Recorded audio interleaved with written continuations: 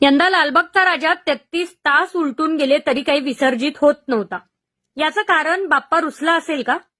अरे त्या लहान पुरीच्या बापाची माफी मागून पहा, जिच्या बापाला लालबागच्या राजाचे पदाधिकारी कुत्र्यासारखे आपल्याच मुलीच्या समोर मारतात.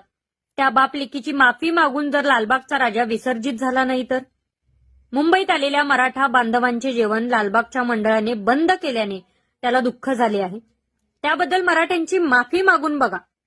सामान्य भक्तांना त्यांच्यासमोर प्रचंड मारहाण झाली आणि व्हीआयपी म्हणून पॉर्नस्टार लोकांना त्यांच्यासमोर स्पेशल टाइम दिला.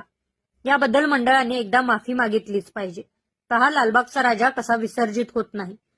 लालबागचा राजा हलेना 5 तास समुद्रात बसून किनाऱ्यावरील भक्तांच्याकडून साकडं काही चुकलं असेल तर माफ कर हे ऐकून घेत होता. तरी सुद्धा बाप्पा काही विसर्जित होत नव्हता.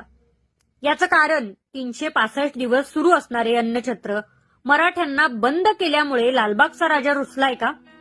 दरवर्षी 10-11 विसर्जित होणारा बाप्पा यावर्षी दुपारचा 1 वाजला तरी अत्याधुनिक पटीवर काही चढत नाही. खरं तर लालबागचा राजा हा कोळी बांधवांचा, गोरगरिबांचा होता. आता तो अंबानींचा झालाय. देव सुद्धा कंटाळलाय रे तुम्हाला. देवाला सगळे सारखे असतात हे त्या पैसेवाल्या देवस्थानांना कधी कळणार? सर्वसामान्य भाविकांना 5 तास लाईनमध्ये थांबल्यानंतर 5 सेकंद दर्शन देतात लालबाग मंडळ कार्यकर्ते. मग आज बाप्पाने मंडळ कार्यकर्त्यांना दाखवलं कसं होतात हाल. इतका वेळ त्या क्षणाची वाट बघत राहणं. बाप्पा नाराज होता सर्वांच्या वरती. बराच वेळ विसर्जित होत नव्हता. त्या लालबागच्या मंडळाच्या प्रत्येक कार्यकर्त्याच्या प्रत्येक कर्माची फळं जाता जाता बाप्पा देऊन गेला. प्रत्येकाला वाटलं बाप्पा आमच्यावरती नाराज आहे.